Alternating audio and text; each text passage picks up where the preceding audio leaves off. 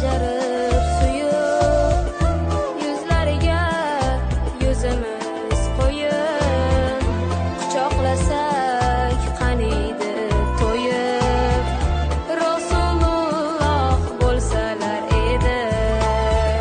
Sunnatlarin bajarib suyub, yuzlariga yuzimiz qo'yib, quchoqlasak